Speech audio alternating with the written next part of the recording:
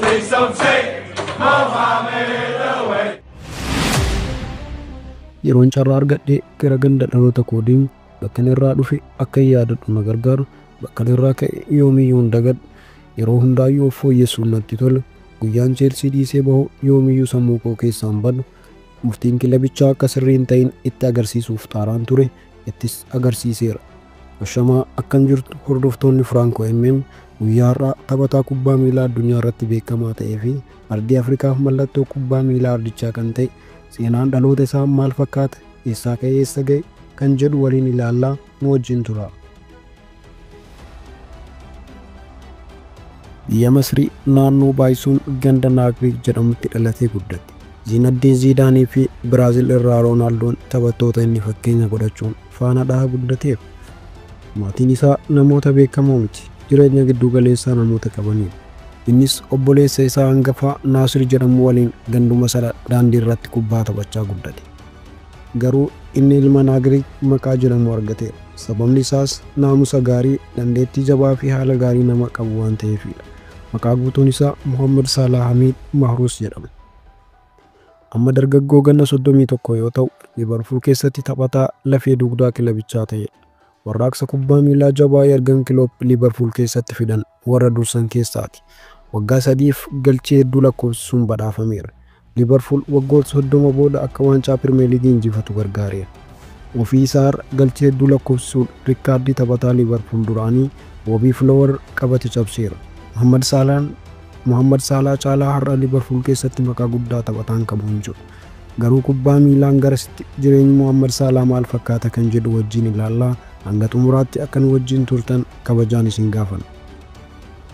Deeggartoonni isaa mootii Masrii jechuun isa waamu. Keessumaa deeggartoonni Liverpool addunyaa irratti beekaman Mo Salah mootii Masrii jechuun isa faarsu. Raamidii Masrii afuraffaa jechuun kan isa leellisan illee ni jiru.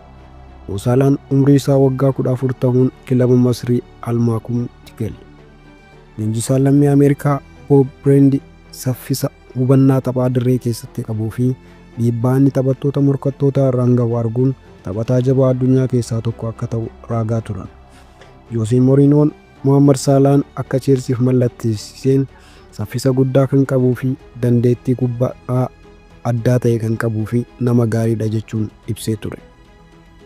Mourinhoon Salahaan taphattoota kana dura leenjisan ture akka Gareth Bale, Arjen Robben fa'aa waliin dandeettii wal fakkaatu akka qabu dubbatee ture.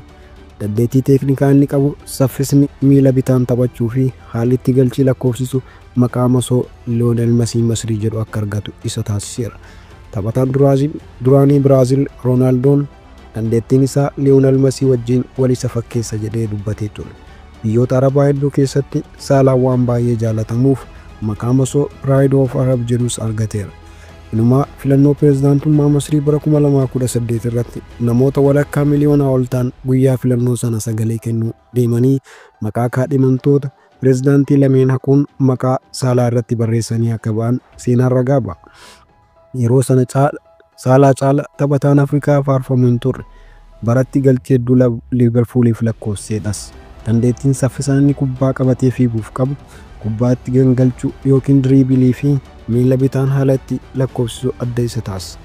Dabalataan Salah yeroo faarsan Salah yoo ammas dabaltee galchii lakkoofsise amantaa keessa kenna gara Islaamaatti jijjiiranna jechuun ittuma fufanii isa faarsaa akka turan seenaan isaa ragaa ba'a. Islaamofoobiyaan yookiin jibbaa fi sodaan warri lixa amantii Islaamaatiif qabu akka jijjiiramuuf yookiin ilaalchi isaan amantiif qaban akka jijjiiramuuf sababa taphataa ta'edha. Dandeettii fi maqaan inni qabu garuu isarra darbee amantaa Islaamaaf kabaja guddaa itti horeera. Salah yeroo galchii lakkoofsise Rabbiif galata galchuun beekamu. Haalli itti gammachuu isaa jilbeenfatee ibsitu gaafatame. Kana yeroo ijoollummaa koo irraa jalqabee akkas godhaa ture. Akka taphicha mo'annuuf kadhachuu kooti. Akkasumas yoon galchii lakkoofsisu isa na gargaareef galata galchuuf jechuun CNN itti himee ture. Deeggartoonni isaa mootii Masrii jechuun isa waamu. Sababni isaa Salahaan Masrii karaa hedduun beeksisuu danda'eera. Abbaa ijoollee lamaa kan ta'e Salahaan imalli gaa'ela isaa ijoollummaa isaatti mana barumsaatti akka jalqabe hime. Mana barumsaa Muhammad Iyaad Altaantaawii jedhamu keessatti haadha warraa isaa Maagii waliin wal baran. Maatii Waagii Saadiq mana barumsichaa keessa barsiisuu ture. Maagii fi Saalaan daree tokko keessatti baratu turan. Lameen isaanii ijoollummaatti jaalala waliif kufan. Ergasii garuu duubatti osoo hin jedhin waggoota dheeraaf jaalalaan akka turan dubbata. Bara 2013 ammoo gara ganda dhaloota isaatti deebi'uun maatii fi firoota isaa waamuun cidha madaalawaa qopheessuun wal fuudhan. Har'a ijoollee durbaa 2 qabu. Kan jalqabaa Makkaa jedhamti. Bara 2014 kan dhalatte yoo ta'u, yaadannoo magaalaa qulqullittii Islaamaa Makkaaf akka moggaase Saalaan ni dubbata. Intalli isaanii lammataa ammoo Kaayyaan jedhamti. Isheen ammoo bara 2020 dhalatte. Haati warraa Moosaalaa akka haadha warraa taphattoota bebbeekamoo kaanii miidiyaa kan jaallattuu fi mul'achuu barbaaddu miti. Jireenyi ishee miidiyaa hawaasaa irraa fagoodha. Yeroo maatii isheef kennituu fi abbaa warraa ishee jajjabeessitu dirreetti mul'achuun ni beekamti.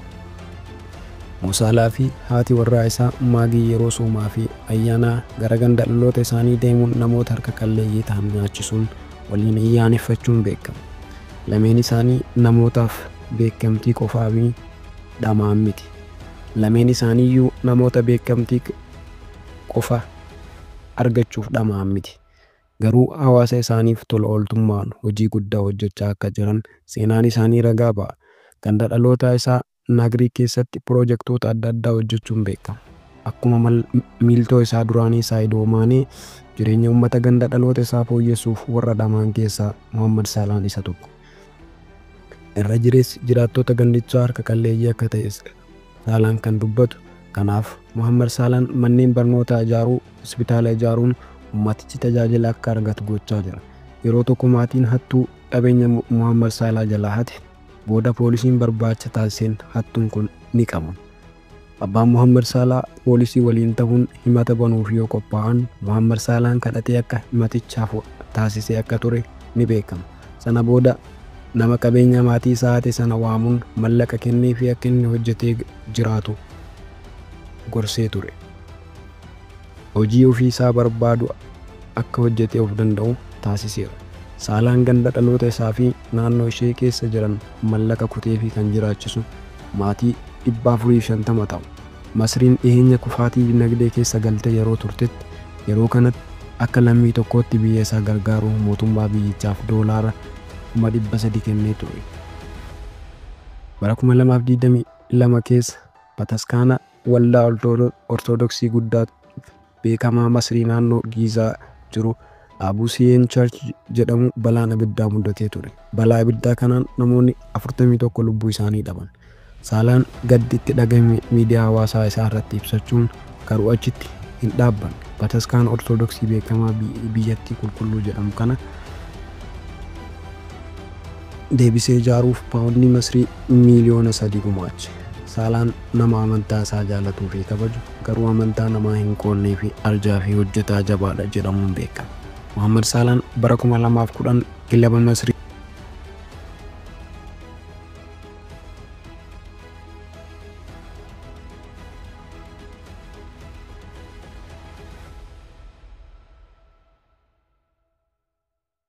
Muhammad Saalaan bara 2010 kilaba Masrii Al Maalkoom jedhamuuf mallatteessuun tapha piroofeeshinaalaa isaa eegale. Bara 2021 kilaba Swiizerlaand Baazil jedhamuuf mallatteesse. Baazil waliin waancaa Swiiz mo'ateera. Gamsa Saalaa kilaboonni hedduun hordofaa akka turan ni beekama. Ammas osoo hin turin bara 2014 Cheelsiin paawundii miliyoona 11 baasuun mallatteessifate. Yeroo sana Cheelsii leenjisaa kan turan Jooseen Moriinoon yeroo taphataa gahaa Saalaaf akka hin kennine seenaan ragaa ba'a. Kanaaf ergi isaan kilaboota akka Fiorentinaa fi Roomaaf taphataa ture. Bara 2016-17 yeroo Roomaan waancaa Seerie A morkataa cimaa turetti Saalaan ga'umsa olaanaa agarsiisuun kubbaa mijeessee kennuu fi galcheedhaan dijitii 2 keessa gale.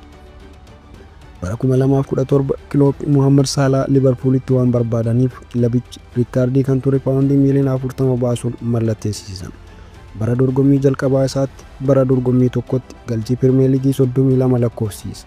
Akkasumas Liverpool xumura waancaa Champions Leagueef dhaqqabsiise. Saalaan ergasii Liverpool waliin waancaa Pirimeer Liigii, Champions League, FA Cup fi Community Shield mo'ateera. Yeroo sadii galchii hedduu Pirimeer Liigii keessatti lakkoofsuun tokkoffaa ta'ee xumuree ture. Badhaasa Baalandoor bara 2018 21 sadaffaa ta'uun xumure. Bara 2019 22 sadarkaa shanaffaadhaan xumure. Bara 2023 ammoo Liverpooliif galchii 200 ol lakkoofsuun seenaa kilabichaa keessatti taphataa shanaffaa ta'e. Xiinxaltoonni kubbaa miilaa hedduun Mohaammed Salaan taphattoota ciccimoo addunyaa keessaa tokkoo fi Afrikaa irraa ammoo taphataa jabaa yeroo kamiyyuu irraa caalu jechuun ibsan.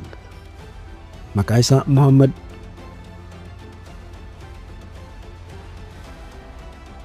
Kontiraan isaa bara kana kan xumuramu Mohaammed Salaan kontiraata haaraa mallatteessu taanaan ji'a Amajjii dhufu booda kilaba barbaadeef mallatteessuu danda'a jechuudha. Amma ji'a Muddee keessa jira. Bara 2025 booda akkan kilabicha keessa turuuf kontiraan naaf dhiyaateen jiru kan jedhu Salaan kana jechuun turuu irra bahuuf akkan jedhu agarsiisa jechuun Sky Sportiitti dubbateera. Salaan bara kana Arne Slot jalatti ga'umsa guddaa agarsiisaa kan jiru yoo ta'u garuu turtiin isaa Liverpool keessaa xumuramuuf adeemuun isaa deeggartoota kilabichaatiif yaaddoo guddaa ta'eera. Liverpool taphataa Saalaa bakka bu'uu fi ga'umsa taphatichaa qabu bakka hin buuse. Seenaa kilabichaa keessatti galchii 223 lakkoofsuun taphataa sadarkaa shanaffaarra jiru kana Liverpool gadhiisamoo wajjin turan kan jedhu wajjin kan ilaallu ta'a. Waan nu hordoftaniif galatoomaa horaa bulaa jechaa nagayatti.